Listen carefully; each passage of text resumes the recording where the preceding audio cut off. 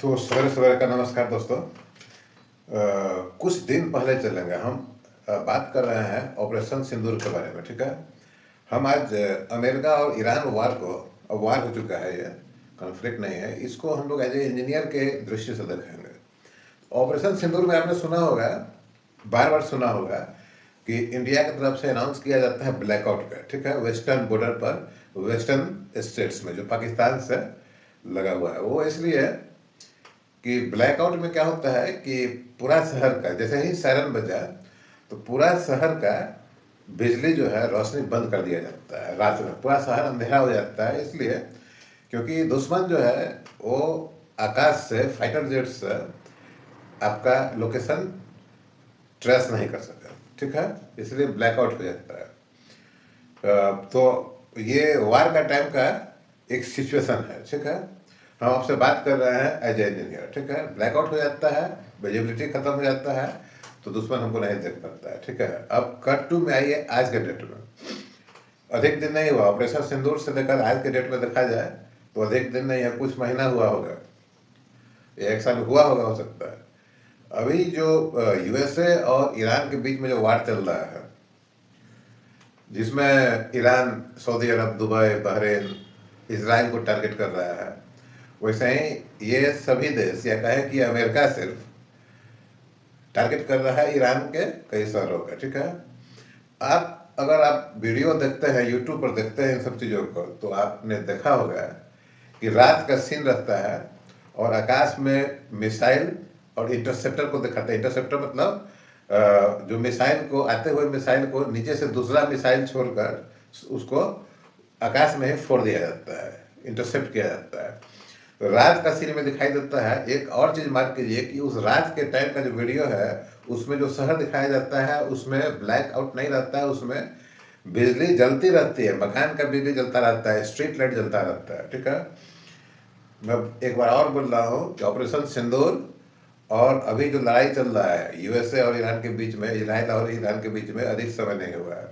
तो एक जगह आप ब्लैकआउट का नोटिफिकेशन देते हैं और एक जगह जो है सो पूरा का पूरा बिजली और सिस्टम चल रहा है। ठीक है, एक और पॉइंट नोट करना है कि जिनेवा युद्ध कन्वेंशन जो है, एक समझौता हुआ देशों के बीच में, युद्ध के बीच में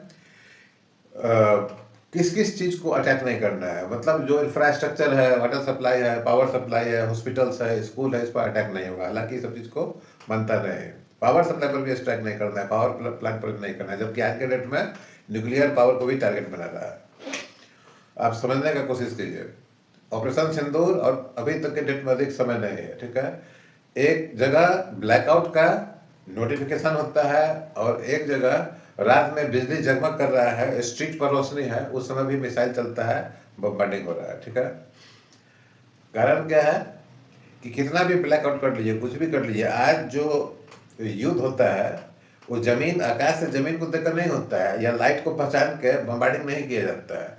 ये होता है कोऑर्डिनेट सिस्टम। अगर आप इंजीनियर हैं तो कोऑर्डिनेट आपको मालूम है। ठीक है, अर्थ जो है, पृथ्वी पर जो आप ग्लोब देखिएगा तो कुछ हॉरिजॉन्टल लाइन होता है और कुछ वर्टिकल लाइन होता है, ऐसा गोला गोला। ठीक है, जो हॉरिजॉन्टल लाइन्स है उसको लैटिट्यूड बोलते हैं और जो वर्टिकल लाइन है उसको लॉन्गिट्यूड बोलते हैं। ठीक है, एक जगह पर जो कोऑर्डिनेट, आप ऐसा समझिए कि ये वाई एक्सिस है, ये एक्स एक्सिस है, दोनों जहाँ कट रहा है वहाँ पर 0 एक्स एक्सिस है और 0 वाई एक्सिस है। एक्स पर राइट की तरफ जाने पर पॉजिटिव और लेफ्ट की तरफ जाने पर नेगेटिव, वाई में ऊपर जाने पर, मतलब नॉर्थ में जाने पर पॉजिटिव और साउथ में जाने पर नेगेटिव। ठीक है, तो लैटिट्यूड और लॉन्गिट्यूड एक जगह कटता है। ठीक है, वो 0 मेरिडियन है, वहाँ पर लैटिट्यूड और लॉन्गिट्यूड दोनों का कोऑर्डिनेट 0 0 होता है। वहाँ से जैसे ही आप ईस्ट की तरफ जाते हैं पॉजिटिव बढ़ने लगता है, वेस्ट नेगेटिव बढ़ता है लैटिट्यूड, और लॉन्गिट्यूड नॉर्थ की तरफ पॉजिटिव और साउथ की तरफ नेगेटिव होता है। ठीक है, लेकिन जब ग्लोब में देखेंगे ये 0 जो है दैट इज डिग्री। ठीक है, और डिग्री इसलिए आपको ध्यान देना है कि अर्थ कितना है, अर्थ ऐसा है, गोला है। ठीक है, ऐसा स्फेरिकल है, ध्यान से समझने की कोशिश कीजिए, ऐसा शेप है। ठीक है, इमेजिन कीजिए कि अर्थ के बीचों बीच एक पॉइंट है। ठीक है, जैसे बॉल है, बॉल के बीच अंदर में एक पॉइंट है। ठीक है, अंदर में पॉइंट है और वहां से थोड़ा सा समझाना पड़ेगा। अब अर्थ को आप काटिए, जैसे अर्थ को आप, अर्थ ऐसा गोला है, बीच से आप काट दिए तो ऐसा हो गया, ठीक है, ऐसा फ्लैट समझिएगा सरफेस है, बीच में जीरो जीरो है, ठीक है। एक लाइन ये है लैटिट्यूड, ऐसा हॉरिजॉन्टल पूरा, एक लाइन ऐसा आता है। अगर अर्थ ऐसा है और उसको वर्टिकल काटते हैं तो एक लाइन ऐसा आएगा, सर्किल में आएगा, ये लॉन्गिट्यूड, एक लाइन ऐसा आएगा लैटिट्यूड, ठीक है। ये लैटिट्यूड में जो सबसे बड़ा लाइन होता है, बीचों बीच जो लाइन होता है, दैट इज कॉल्ड इक्वेटर, और ऊपर नीचे ट्रॉपिक ऑफ कैंसर और ट्रॉपिक ऑफ कैप्रिकॉर्न होता है, और ऊपर में नॉर्थ पोल साउथ पोल, ऊपर का एरिया नॉर्थ पोल है, आर्कटिक है, नीचे अंटार्कटिक है, ऐसा करके है कुछ, ठीक है। अब क्या है कि अर्थ के बीचों बीच जो पॉइंट होता है, ये आप समझिए कि इक्वेटर का लाइन है, बीच में जो पॉइंट है एकदम बीचों बीच, वहां से सेम अगर उस लाइन पर आता है दूसरा line Y axis, that is 0 degree, फिर उसको ये देखिए, ये अर्थ का एक पॉइंट है, फिर ऐसा करके उसको हम ऊपर करते हैं, ठीक है। ये जीरो से बढ़ते बढ़ते 23 डिग्री, 23.5 डिग्री, 45 डिग्री, ऐसा करते करते ऊपर यहाँ तक जब नॉर्थ पोल की तरफ जाएगा तो 90 डिग्री हो जाएगा, ठीक है। आप समझ पा रहे होंगे, ये दोनों तरफ है, ठीक है। तो हमारे देश का या हमारे, हम जहाँ बैठे हुए हैं, ठीक है ना, हम जहाँ पर बैठे हुए हैं वहाँ पर भी हम लोग कोऑर्डिनेट के थ्रू ये बता सकते हैं कि अर्थ के ऊपर में हमारा पोजीशन क्या है। अब इतना आप समझ गए होंगे, थोड़ा सा आपको खुद भी रिसर्च करना पड़ेगा, ठीक है। अब क्या है कि दैट इज जीपीएस, ठीक है। जीपीएस कैसे, जीपीएस क्या है कि आपको ये सैटेलाइट के द्वारा आपके कोऑर्डिनेट को ट्रेस किया जाता है। अर्थ का कोऑर्डिनेट है, मैं बताया आपको, डिग्री में है। इस कोऑर्डिनेट को हम लिंक करते हैं सैटेलाइट से जो हमारे ऊपर जाता है, ठीक है। थोड़ा सा और हम इसको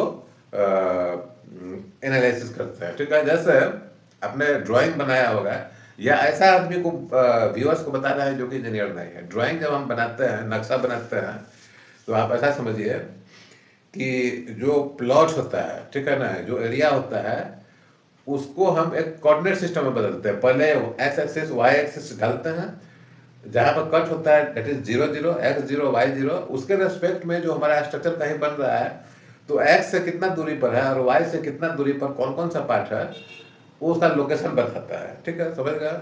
लिखने के लिए हम लोग क्या करते हैं, ब्रैकेट, कोऑर्डिनेट को लिखने के लिए ब्रैकेट डालते हैं, ब्रैकेट डालें, और ब्रैकेट में पहले जो डिजिट लिखे एक्स एक्सिस लिखे और दूसरा डिजिट वाई एक्सिस लिखे, ठीक है। मतलब ये एक्स एक्सिस पर कितने दूरी पर है, वाई एक्सिस पर कितने दूरी पर है। तो यहाँ पर हम लोग मीटर या मिलीमीटर वगैरह यूज करते हैं।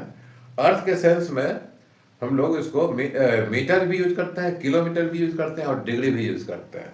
इतना आप समझ गए। ग्लोब आपको देखना पड़ेगा तो पूरा क्लियर होगा। तो अभी पोजीशन में आ रहे हैं, जो वार के बारे में बता रहा है, तो अभी क्या है कि हमारा अर्थ का कोऑर्डिनेट जो है वो सैटेलाइट के साथ फीड किया हुआ है, ठीक है। सैटेलाइट ये अच्छी तरह से बता सकता है कि सैटेलाइट का कैमरा जहाँ फोकस कर रहा है वो अर्थ का कौन सा कोऑर्डिनेट है, ठीक है।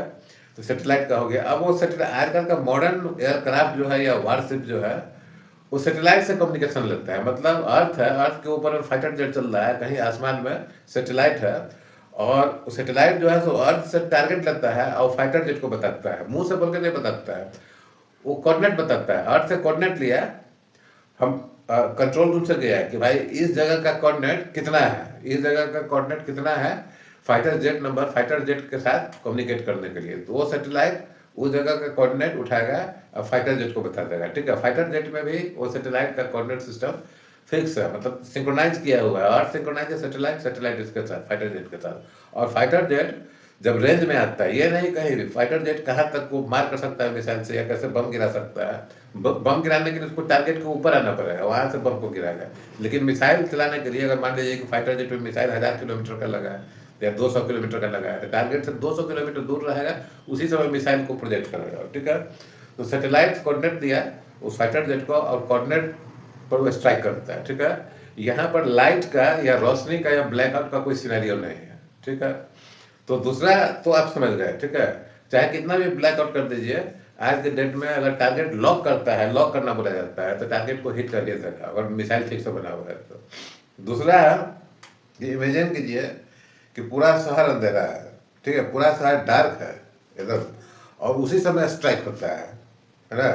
आपने ब्लैकआउट किया, उसी समय कोई दुश्मन जैसे स्ट्राइक किया, बम्बार्डिंग किया, मिसाइल छोड़ा, अब न सड़क पर लाइट है और न घर में लाइट है, न हॉस्पिटल में है, न कहीं भी नहीं है।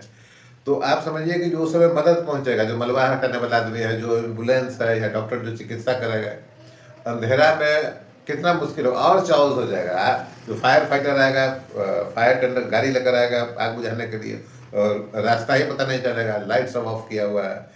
कौन कहाँ है हॉस्पिटल है, हॉस्पिटल में डॉक्टर इलाज कैसे करेगा? ठीक है। तो हमारे कहने का मतलब यह है कि सेफ्टी के लिए भी लाइट जला कर रखना जरूरी है, और स्ट्राइक करने के लिए लाइट जला हो या लाइट बंद हो, ब्लैकआउट हो या नहीं हो, फाइटर आपको अटैक करेगा ही करेगा। ठीक है। तो प्रश्न ये उठता है कि ऑपरेशन सिंदूर और अभी के बीच में ज़्यादा दिन का, ज़्यादा समय का अंतर नहीं है। ठीक है। तो फिर हम ब्लैकआउट को प्रैक्टिस क्यों कर रहे थे? इंडिया में ऑपरेशन सिंदूर के समय में ब्लैकआउट का प्रैक्टिस क्यों हो रहा है? ठीक है। ब्लैकआउट प्रैक्टिस हमारे पास भी तो सुखोई है, मिराज 2000 है, सैटेलाइट है। तो फिलहाल ये हमको भी समझ में नहीं आया। जब मालूम है कि जो स्ट्राइक का जो सिस्टम है, मिसाइल को का जो सिस्टम है, वो कोऑर्डिनेट से लॉन्च होता है, तो फिर हमने क्यों ब्लैकआउट का प्रैक्टिस किया? जबकि आप देख रहे हैं कि युद्ध में रात में शहर जो है जगमगाता रहता है और उस समय स्ट्राइक होता है। ये मैं भी एनालिसिस नहीं कर पा रहा हूँ, लेकिन आपको भी ये चीज़ सोचना है, दिमाग लगाना है, एज इंजीनियर सोचना है। ठीक है। तो कहीं ऐसा तो नहीं कि कुछ हमारे टेक्नोलॉजी में कुछ ये खामी है, या हम ब्लैक आउट इसलिए कर रहे हैं कि हमारे पड़ोसी पड़ोसी के पास, बांग्लादेश बोले या पाकिस्तान, हमारे पड़ोसी के पास ऐसा एडवांस सिस्टम नहीं है कि कोऑर्डिनेट को देकर वो स्ट्राइक कर सके। ठीक है।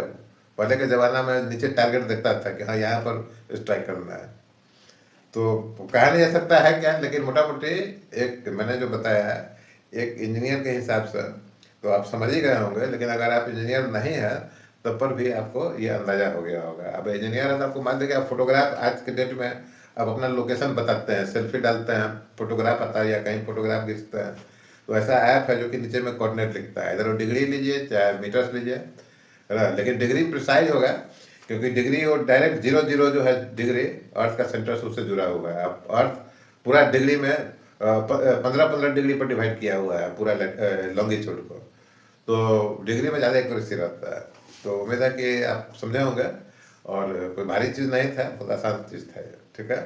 तो अपना अपना नज़रिया होता है। एक सैनिक युद्ध को अलग दृष्टि से देख रहा होगा, एक डॉक्टर अलग दृष्टि से देख रहा होगा, एक बिजनेसमैन अलग हिसाब से देखता है, शेयर मार्केट अलग हिसाब से देखता है, और इंजीनियर वैसे ही युद्ध को एक अलग हिसाब से देखता है। देखिए सेना में भी, मिलिट्री, एयरफोर्स, नेवी और हर तरह का सेना का पार्ट में इंजीनियर्स होता है, खास करके सिविल, मैकेनिकल, इलेक्ट्रिकल तो होता ही है।